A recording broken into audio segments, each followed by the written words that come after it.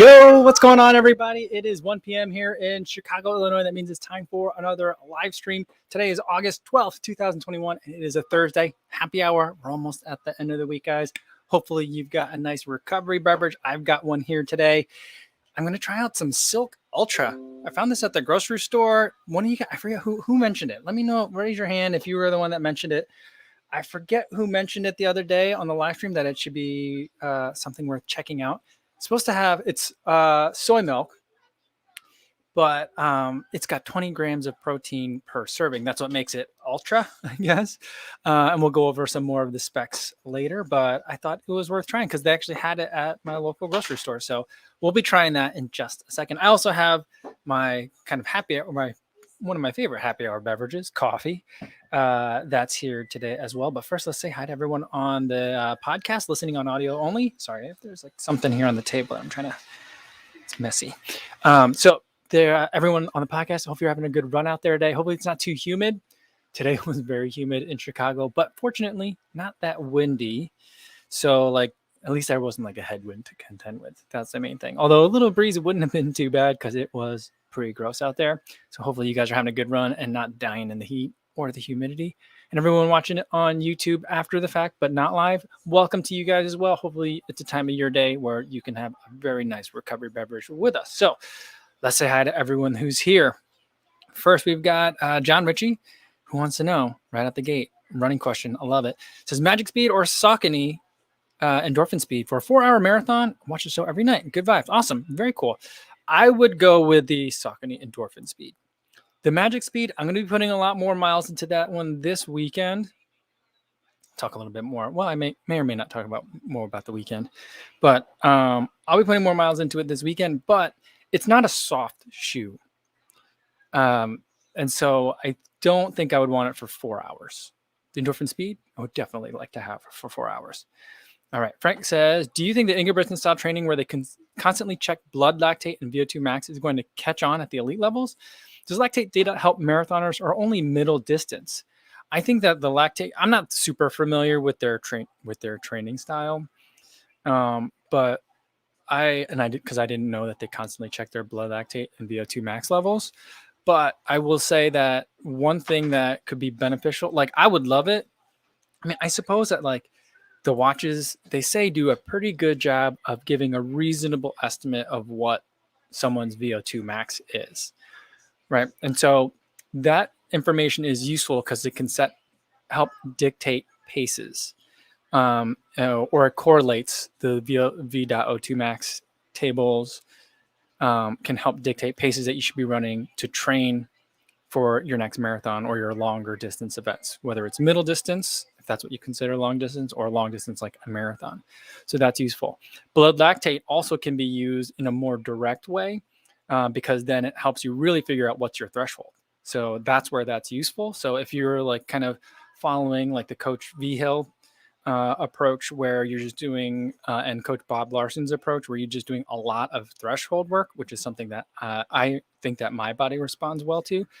Being able to get those numbers gives you a very detailed look into like, you know, where are those kind of like points in the blood lactate graph versus your oxygen consumption that you could see, all right, these are the areas where I need to be running to get this specific type of benefit. So you're really dialing in very closely, you know, the right efforts for the desired physiological benefit. That's my understanding. I'm not a sports scientist though. So yeah, Frank says the Ingebrigtsen dad is an insane data net. Yeah, I mean, I only know that because I've been following Steven Seiler on Twitter, and so like sometimes I get it, and he could talk like I say it like a normal human being, but the very difficult skill of translating research data, like stuff that PhDs are very interested in, to stuff that athletes are interested in. He does a good job of that, and so like that's where I've been following some of and picking up some of that kind of stuff. So, but yeah, the Ingebrigtsen debt is, but I believe that they're also getting a lot of help from their government in terms of providing some of that access to sports science data and some of that technology and stuff. So like something that Coach Tinman likes to say, Coach Schwartz, is like, he gets a little bit fired up about it when I've heard him talk about it in podcasts and interviews. He's like, yeah, the Ingebrigtsen dad is really smart. And he's like, no, he's not. He doesn't say he's not, but he's like, he works with like top scientists, government-funded scientists, to help them tailor their training program. So like, it's not just, he's not the wizard is kind of like the ultimate takeaway. I'm not saying that he's not brilliant at what he's doing, but he's not doing it by himself. He's getting a lot of help. All right. Sarah Mim says, I noticed YouTubers seem to speak overall positive of the Metaspeed Sky. Very few seem to choose it for marathons and races. Thomas would believe the run is the only person I've heard to use it in a marathon. I think a big part of that is the timing of when it was released. It was released in the spring. And so there weren't any spring marathons to run. Since then, Beth Potter used it to run what was unofficially a 5K world record. I think it wasn't ratified. There was something about it that it didn't fit the technical requirements. It's not that it wasn't measured correctly. It wasn't like pre-ratified as like world record element, something along those lines. But she broke the 5K world record time in it. She's been running a lot of, what is that, Super League, that weird triathlon thing? I mean, she's a British triathlete who can run like crazy. So like she's been running in the Metaspeed Sky quite a bit. I think, who else have I seen running in it? It's been pretty popular in the triathlon world from what I've seen. But I also think that like the triathletes have had more races than marathoners have had. Marathoners, a lot of them have been kind of like, there hasn't been a lot going on since like the marathon project last winter, at least in the US, until like the Olympics. It seems like there's been a bit of a gap. Normally, the marathons have been going on. There's like Grandma's, normally there's Boston though, so there's like a lot of bigger marathons that haven't gone on. So I think that's what it is. I'm currently planning on using it for Chicago. So like, that's where I am on it. I really enjoyed the shoe. But I did run in the Adios Pro 2 today. I mean, I loved the version 1, and the Pro 2, I think, is a little bit different, but in a good way. I really enjoy it. So that's going to be, I think it's probably going to come down to those two shoes for me. So I think that is just a matter of timing. Normal humans haven't had a chance to really run a lot of marathons yet. That's the big thing. All right. Vincent says, happy day to you all. What's going on, Vincent? Good to see you again. And Martha says, Jessica received her free replacement pair of the Saucony Speed, but version 2. Oh, she does feel a difference in the upper. More support in the midfoot and an improvement. Oh, awesome. Well, that's cool. To rewind that back, Martha had some undue wear in the right, like towards the heel, in the outsole. And it was pretty early. But she talked to Saucony about it, and they got her a new pair. They got her version 2s, which is nice. All right, and so Brendan Cam is here. I got to catch up. But he says, what? Silk Ultra? It says super cool. Yeah, I didn't know, like, it was like a thing. All right, let's scroll down. I got the Silk Ultra. Let's open it up. It's got a pull tab. But it said to shake it vigorously. It says shake well. So let me give it another shake first. All right, and then 8 ounces for 20 grams of protein. That's a lot. Here's the color. It looks kind of like a vanilla shake. It's not, I don't really drink soy milk. Not as milk. So like I'm nervous about it. All right. But it says on the box, 2.5 times the protein of milk, excellent source of calcium, and a source of complete protein. So Stevie76 says shake weight. And Thomas Villa says it looks like eggnog. Oh, eggnog is so disgusting, right? Oh my goodness. But some other numbers for this. For the 1 cup, 8 ounces, it says, or 250 mils, it's 5 grams of fat, 280 milligrams of sodium. So that's some electrolytes for you there. Also 630 milligrams of potassium, which is a lot. Is there magnesium in this too? Otherwise, I'd be saying this is a good like post-run drink. 8 grams of carbs. I do like to have a little bit of sugar with my post-exercise drink, and then the 20 grams of protein. It's also got vitamin D, C, B12, selenium. All right, let's give it a taste. Cheers. Doesn't smell like anything. Tastes like a vanilla protein shake. This is good. I like this. Yeah, I could definitely have this after a run.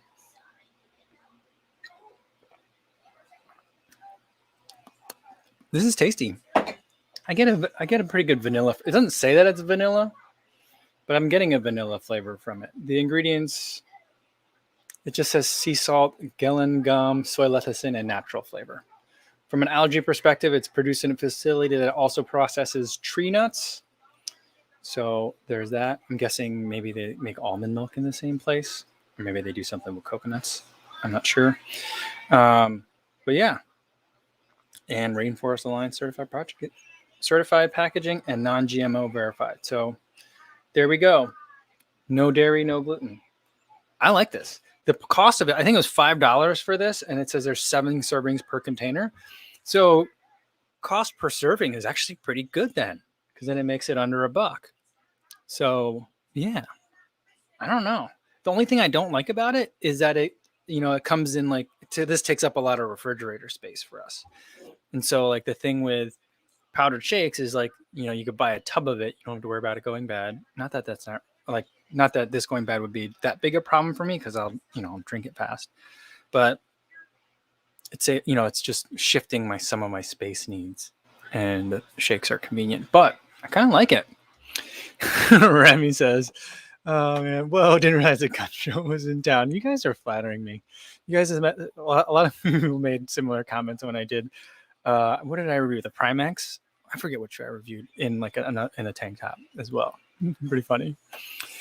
Funny. And Michael Mahoney says the dude White Russian improved. Yeah, it's got body to it. It's got some thickness, so I feel like it would be really good in a White Russian. So Thomas Bell says add rum. Yeah, I'm not a huge rum fan. At least I like the brown ones. I don't like the clear. What do they call it? Silver? I'm not sure. All right, I missed some running questions up here, so let's see if we go. Mod says, ever been slapped in the face with a ponytail in a race? I lost a contact lens. I don't think I've ever had that happen. Ty Matt says, I made it. Good to see you, Ty. And Kevin Bickert said, Beth Potter has recently started a YouTube channel. She did? I was kind of hoping she would, because she's been making she's been in videos here and there, but on other people's channels. And I'm like, I could watch this all day. So, yeah, that's awesome. That's great to hear. I'm going to check that out, Kevin. Very cool.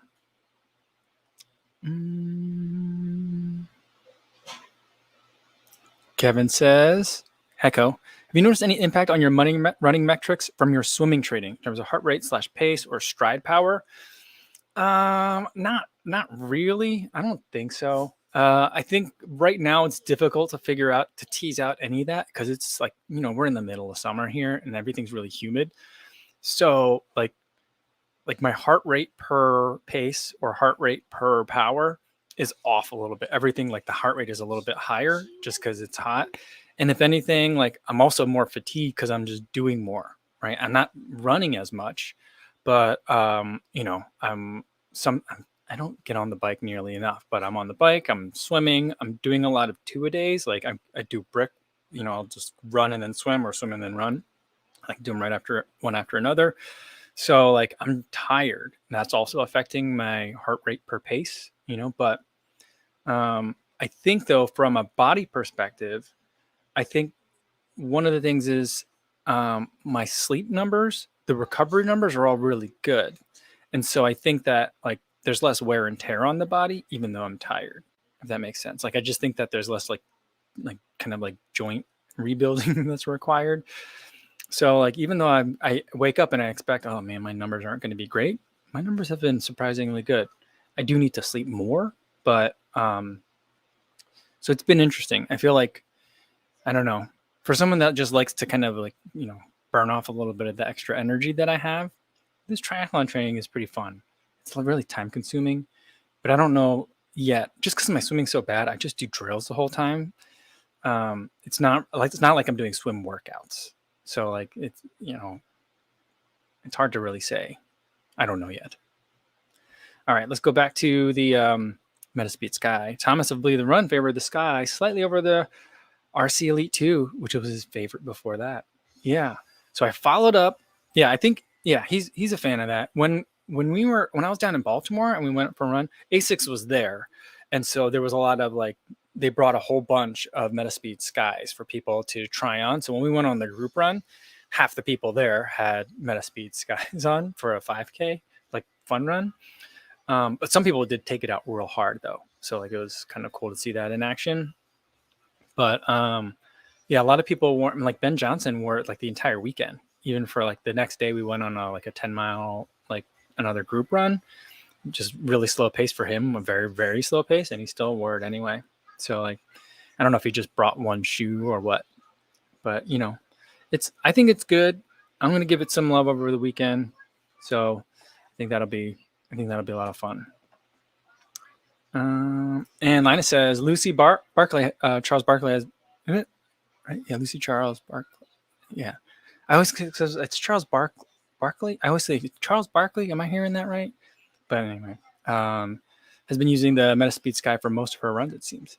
Yeah, she's not. Is she sponsored by ASICS?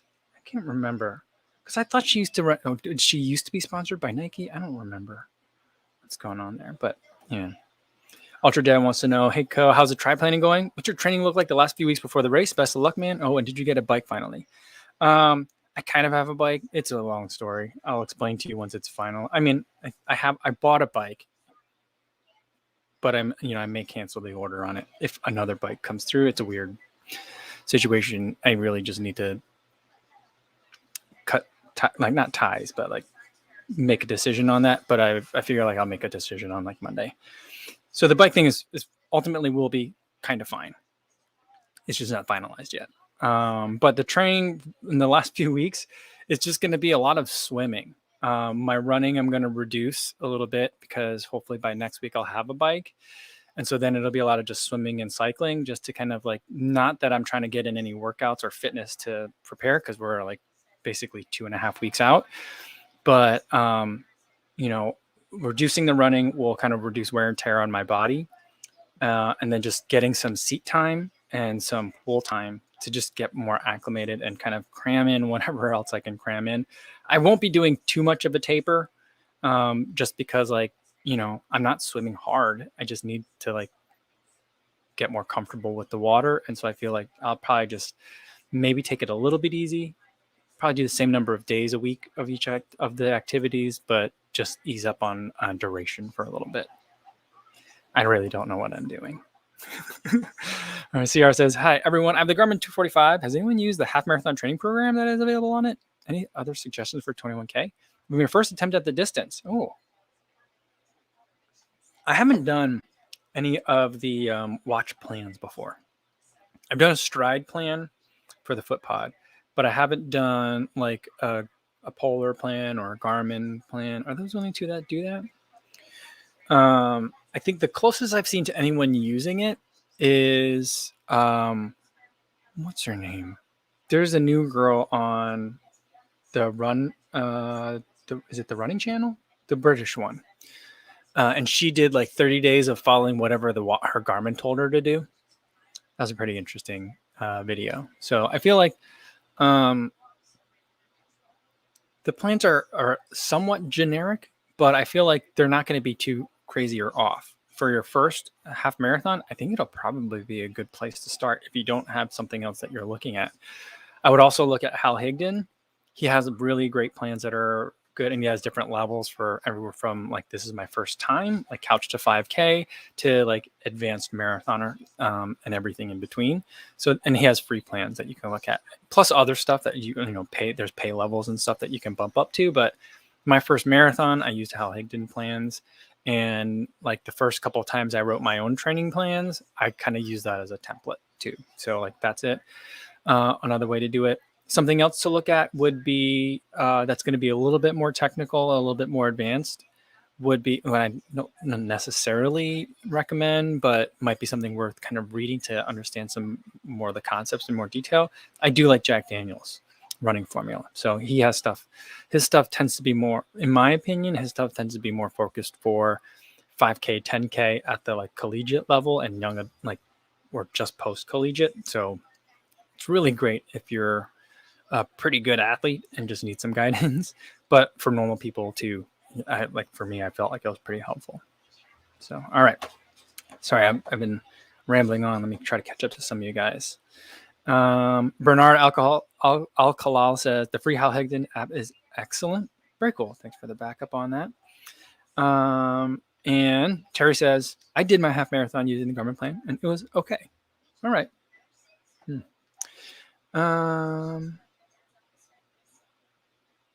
Greg says, if I switch from a Garmin to Polar, will I lose my 10 years of running records with the new ecosystem?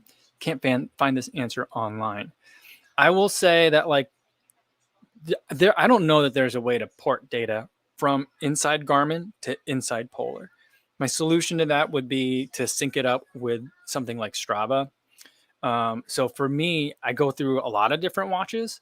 And so I always make kind of like, I think of Strava as the universal collector.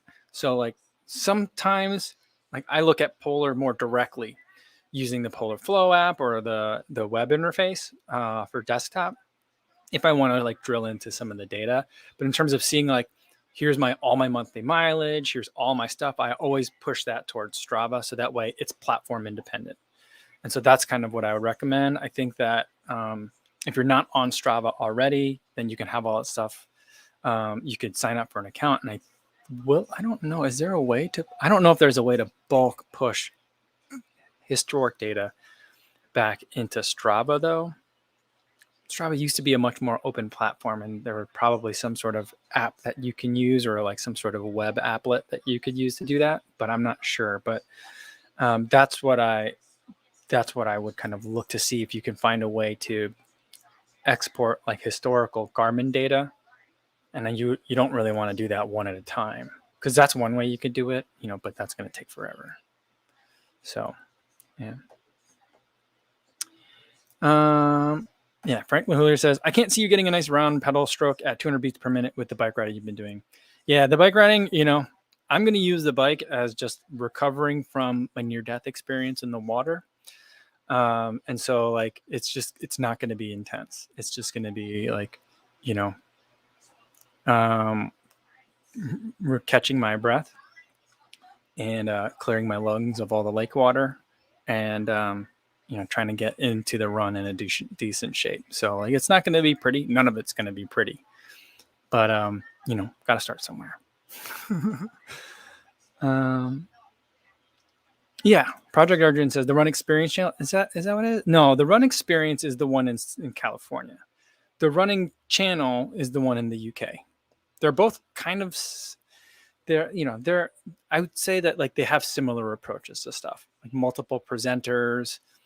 Some stuff is coaching-ish, some stuff is fun-ish, so like a variety of like different types of programming that all feels very much like made for television or possibly like that something that you would watch in the back of a taxi or in an elevator, right? So like designed for like very broad appeal, very usually with very high production value. So like, but I'd say that they're pretty similar, but one is in California, or that's where Nate is at Run Experience, but Running Channel I think is in the UK. All right. All right. Martha says TRE is bigger on documentaries than the Running Channel, isn't it? Is it? I'm not sure. And it says, hey, Kubuzi everybody, just back from a run around town with Pip. Awesome. Well, hopefully you guys had a good run out there today. All right. Remy says, confirming, you can import historical data in bulk to Strava. Awesome. That's a key fact to know. So that would be the solution if you have all your stuff in one and you're thinking about switching to another brand, is to do it that way. Yeah, very cool.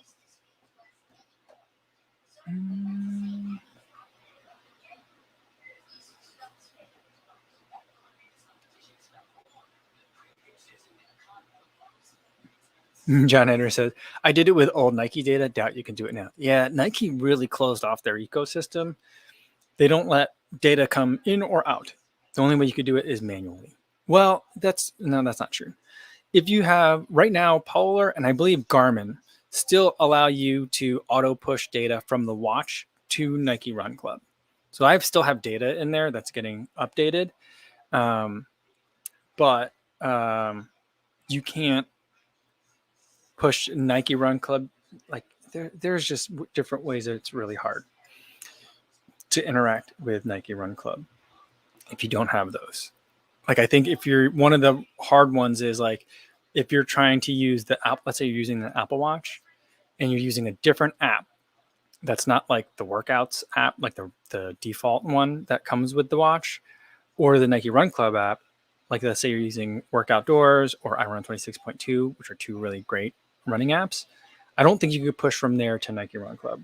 There used to be some like backdoor you would sync to another service, which then inserted it in, but I think they shut all that down. Project Origin says, does the Polar heart rate monitor chest strap sync with the Stride app? I believe it does. I haven't run like that for a while. I don't usually record directly into the Stride app, but I did do that testing years ago, and I don't know if I tested it specifically with a Polar heart rate monitor, but there's nothing specific about any chest strap heart rate monitor that would disallow that, as far as I know. All right. Here's one. Where'd it go? CK Stoner says, saw the post about Andy from the running channel. Wow, what was that? Can you tell me a little bit more about that? I don't know what's going on there. Ray Solar says, speed work for a first marathon or just bill your mileage only? I think that it will help to do a little bit of speed work, even if it's your first marathon. The tricky part about it, though, is like how much speed work do you do and what are some of the paces that you can run it in? So that makes it a little bit more complicated. But I do think something like incorporating a fartlek or in some of your longer runs, maybe not your longest run that you're going to do, but in some of your longer runs, mixing up the pace on some of those miles, having some faster bursts. So like one workout that I like to do is kind of like, when I do a long run with these faster bursts, I do really, really long recoveries. I don't know if that's the greatest thing to do, but I mean, the primary reason I do it is because the splits look nice and clean on Strava. But it would be like, if I'm going out, let's say I'm doing a 16-mile run for my first marathon, a couple miles warm up, 2 miles at marathon pace, a marathon at easy, 2 miles at marathon pace, another mile at easy, kind of like turn around. Did I do the math right on that? Yeah. And then alternate like a half marathon pace mile, an easy mile, a half marathon pace mile, an easy mile, and then easy for the rest of the way in. It's another 4 miles easy. So like stuff like that is like just getting you used to working a little bit harder when you're fatigued. I think that's the thing that's kind of important. So yes, the other thing that you could do is if you want to put your speed work in like the middle of the week, like on a Tuesday or Wednesday, going out, let's say you're doing an hour run for 40 minutes, do like a 2 minutes on, 1 minute off, 2 minute on, 1 minute off at like threshold pace. I think that's something that'll get you pushing and also getting you that different physiological benefit of running at threshold pace, which I think is what really helps for those endurance activities. All right. Andrew says, are you going to review the Speed Freak? I don't know. Probably not. Maybe. I'm not sure.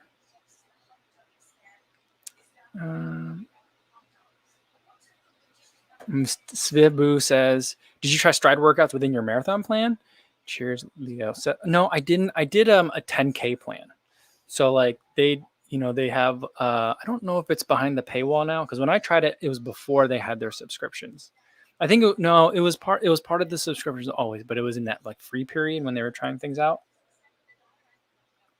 And I gave it 6 weeks to give me a 10K training plan, and I thought it was pretty good.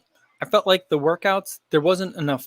Well, for the way I like to train is more like 80-20, so 80% easy, 20% very intense. And so I felt like it kind of gave me that distribution, but it made my easy harder than I wanted it to be. And I felt like the workouts weren't as hard as they needed to be. Not that they were easy, but I felt like I needed more intensity in that. So I wanted things bumped in a little bit of a different way than the way they did it. But I feel like for the most part, unless you specifically know that about yourself, I do think that the Stride gives you a really good framework place to start.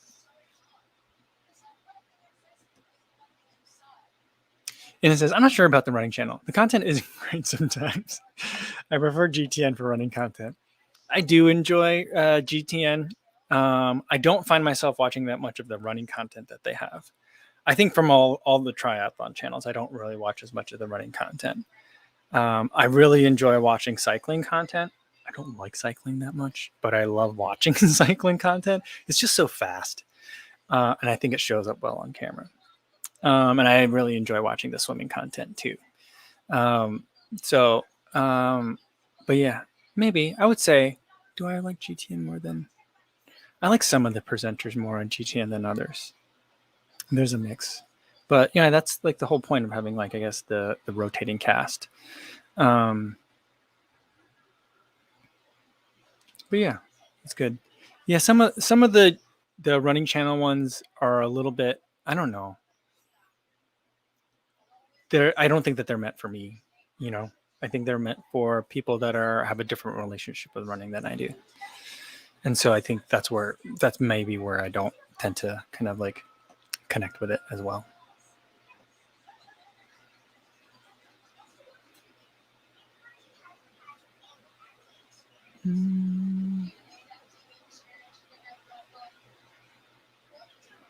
Frank says the running channel is definitely geared towards people who have been running less than a year.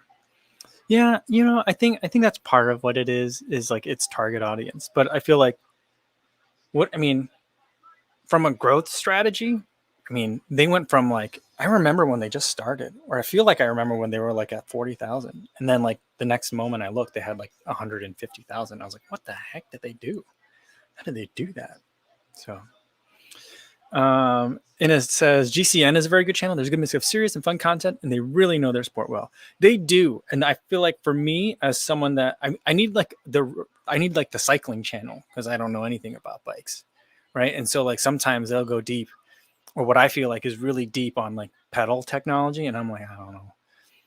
I don't know anything about bikes, so like when they start talking about like group sets, I'm just like, these are a lot of numbers and it's weird. I don't understand. So, but like, they do mix it up. I find it a bit too specialized for me a lot of the time, but I just think it's because I'm learning the sport. And then one more, New Vetra says, I feel like GTN pushes the on placement pretty hard. I know it's a business, but still, a lot of GTN and the running channel have both been pushing their like product collabs, and I think that what's interesting is I've always kind of like, it's very clear that's what that was, but now they're like very specifically saying it and saying that, like, they have like, it says ad in the corner of the thumbnail a lot of time too. And so like it's always been clear to me, maybe because I like am in the business, I guess, but like, yeah, it's just like every other video is like in collaboration with a brand, which I feel like there's nothing wrong with that. I feel like those are fun, but like, it's just like the choice of on is an unusual one, I feel like, especially in the triathlon space. But I also feel like, it is a British channel, and I feel like on may appeal to a different style of run, or a different set of running preferences than I like. I think that I just feel like Solomon should buy on. I feel like that would make sense, because like their approaches are very similar to me from an American roadrunner's perspective.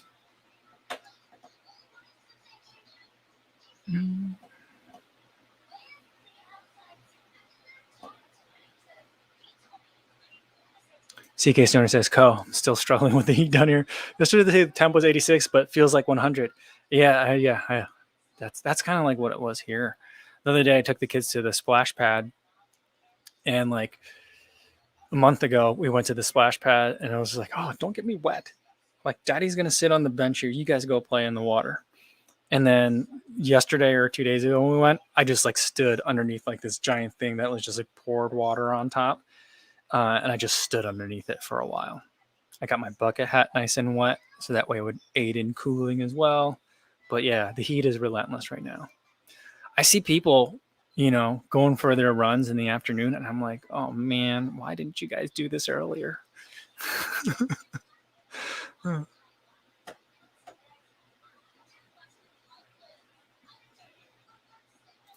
And it says On is a big triathlon brand started by an ex-pro triathlete.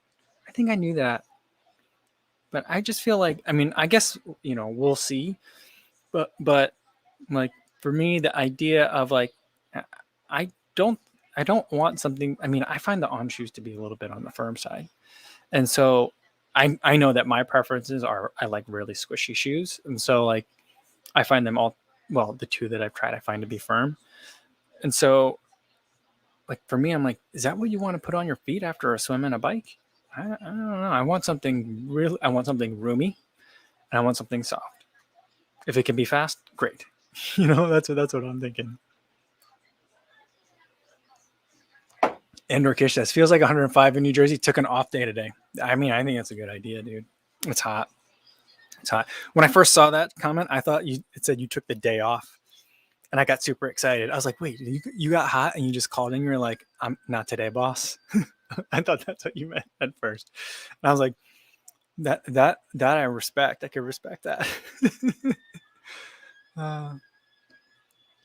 Brendan said, On sent me a pair of the Cloud Stratus. I've only ever tried the Cloud Flow, and yeah, I tried that one too, and I really disliked it. Same.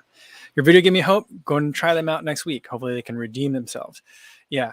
Here's what I would say about that, Brendan, though, is don't go in thinking that this is going to be Bondi soft. So but it's, and for me, I needed to pick up the pace in it to like it.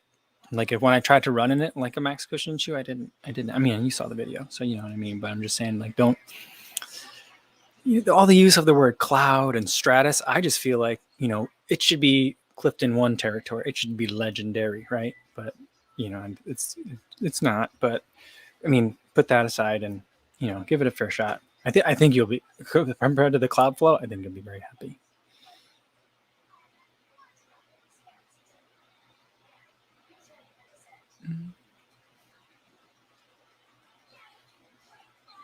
Bryce Blankenfield says, for some reason, I've been watching old NCAA cross country championship videos. Nice. Getting hyped for the fall. Yeah. I mean, I hope that we have cross country championships and big races. I feel like there's been the coverage for, at least for the Big Ten, which is where we are here in Illinois. Some of those Big Ten races, I mean, they're getting some pretty good coverage. And like they do a great job of tracking. And so there's lots of good graphics on the side in terms of like who's in what place, what school they're from, what the team scoring situation is. Like it's just amazing. So they've been doing a really good job, and it's been getting very fun to watch. I've watched the last couple of Big Ten championship races, men's and women's, and it's just super exciting.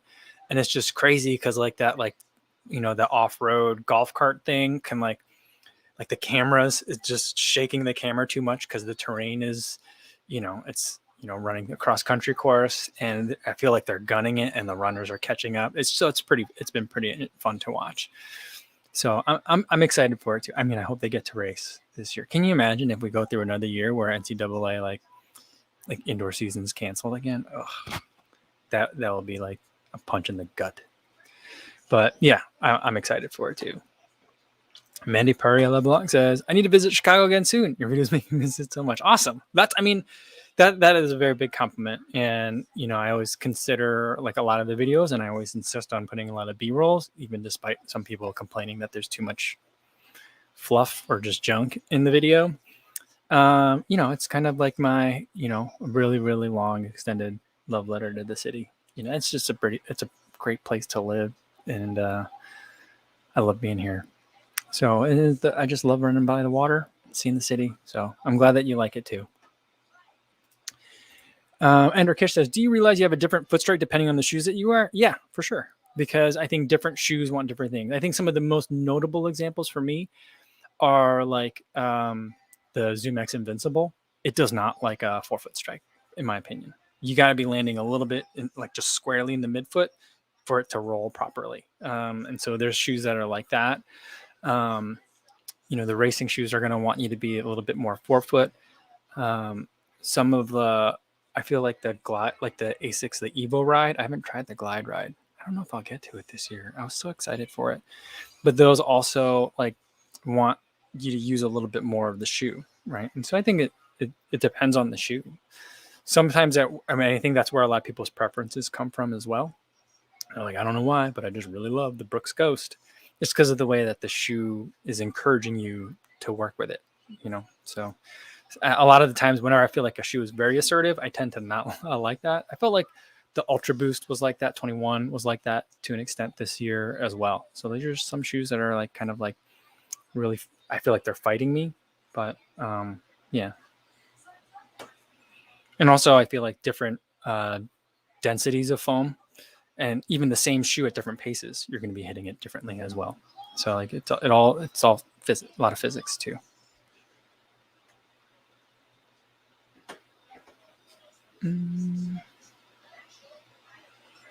Yeah, Martha says roomy, soft and fast. Try the New Balance RC Elite 2 for triathlon. I think that'd be a good choice. Right now, I'm thinking I'm going to run. So like the triathlon is a lifetime triathlon. Hoka is a sponsor, I believe. So I'm thinking, I like to kind of like run in the because I have enough shoes.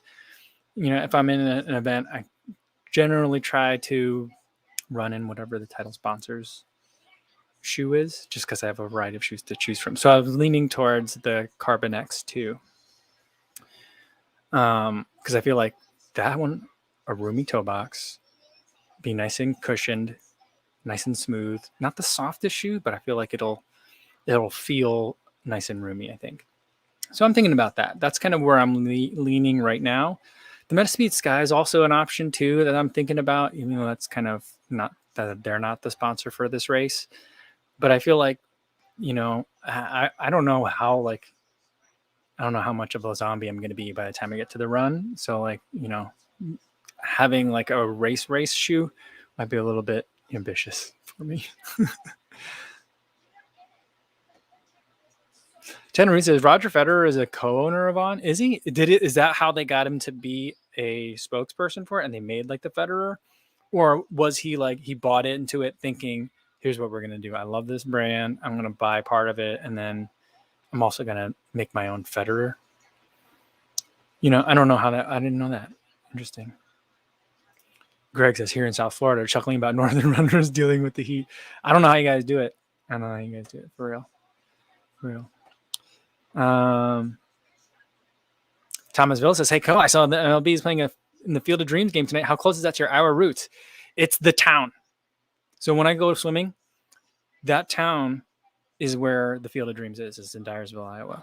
So like I just posted on my Instagram stories and I tweeted about today a Throwback Thursday video to a video I made when I ran from town to the Field of Dreams and back. It's about, I think it was like an 8 or 10 mile run. If I run there from home and back, it'll be 13 miles. It's, as the crow flies, it's a lot shorter, but because there's only so many farm roads, it'll take about 13 miles to get there and back. The school scene was my wife's middle school. Like, when they're, when she is like yelling at the people about that one author, right? That one, she goes on a rant. That school is my wife's middle school. In the summertime, what's his name? He has a band and he comes back. Well, he hasn't done it recently, but he used to come back every year and they would do like a memorial game. I once went to a game at the Field of Dreams where Charlie Sheen was there, which was really funny because there was like a Pro-Am like charity fundraiser game. So I once saw him pitch at the Field of Dreams. Pretty funny. So yeah, that is the town. That's there. That video, by the way, if you guys should go check it out, or you could just look up Kofuzi Field of Dreams. It only had 104 views as of today. So it's from 2017, and it has footage of me running the bases at the Field of Dreams from like a dozen years earlier. So like a double flashback. So yeah. My brother-in-law is a huge Yankees fan. His dad was a Yankees fan. He's named after a famous Yankee player. And he really wanted to go, but like the tickets are like $1,000. So most of the locals are like, even if we could get a ticket, we're not going. They did like a lottery, a drawing for just of, I guess, I don't know how they figured out who are locals or not, but like there was a lottery you could enter your name into, and if you won the lottery, you got the privilege of buying a ticket. And so most people were like, nope, no, even if we had the chance to buy them, we wouldn't. So yeah, but yeah, it's today. That was one of the things we were worried about. Like the kids my wife was thinking, should we go to Iowa this week? And we're like, well, that Field of Dreams game is there. It's going to be pretty crazy. So like, we decided, I think the girls are going to go this weekend. By the way, so we're almost at the end of today for today's live stream. Tomorrow there will be no live stream because tomorrow I'm traveling. I don't know, maybe you guys can figure it out already, but tomorrow I'll be traveling, so I won't be able to do a live stream tomorrow, but we'll have a weekend live stream on Saturday, the same time, 1 p.m. Central Time. So the time might be hard for some people on the weekends because hopefully you're out doing stuff that's a lot more fun. But I'm going to have a surprise guest too. It's so much of a surprise, I don't even know who it is, but it'll be fun. We'll see. There'll be a live stream on Saturday. So that'll be fun. And then I'll be racing Sunday. So that's where I'm traveling to the race. So there we go. So hopefully you guys can check out some of that. So some of the weekend videos should be pretty fun. Project Arjun says, are you planning on reviewing Nike's Winflow 8 running shoe? No. The Winflow is nice. It's usually like, it's taken on a life of its own. And I'm kind of impressed with it. And I probably should review it. But I'm not gonna. It used to be that like the Winflow was kind of like, the technology of like 1 or 2 Pegasuses ago. Now it's kind of developed a little bit more of an identity of its own. It's very popular around here. I see them in Chicago all the time, usually at the gym. So for people that are like looking for a shoe that can do a little bit of everything, I feel like it's a pretty good option, and you can certainly run in it. It's got running tech in it, but it's just not one that I think I'm going to review. It's a good time to be a runner. There's so many good options. But that's one that I probably won't get to. All right.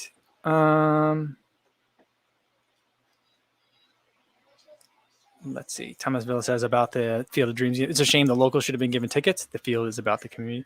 For sure. I feel like there should have at least been like a locals section. I don't know how you would divvy that up. Maybe there's just like a lottery there or something. I'm really not sure. But it seems really weird that it'll be like the stands will be full of people that are not from there. I don't know. Emra Gerkman says, will you think about the New Balance Rebel 2? Will we see a review soon? I just ordered a pair. So I ordered a pair from Hullabird Sports. It's my first time ordering from Hullabird Sports, but let me tell you what, I've already received like 5 other promotional offer emails in like a day. I don't know when it's supposed to arrive. I think it'll arrive Sunday or Monday. So we'll see a video like middle of next week. All right. I think that's a good place to end it for today, everybody. Reminder, no live stream tomorrow, but there will be a live stream Saturday. And tomorrow's video, though, is going to be about the Adios Pro 2. So that should be another fun. I'm running a lot of new shoes this week. I like to mix them up a little bit more, but I just got so many sitting in boxes. I got to get some runs in them and start running. So tomorrow we'll see that. All right. Hopefully I'll see you guys Saturday, or if not, have a great weekend. And until I see you guys again, be safe out there, everybody.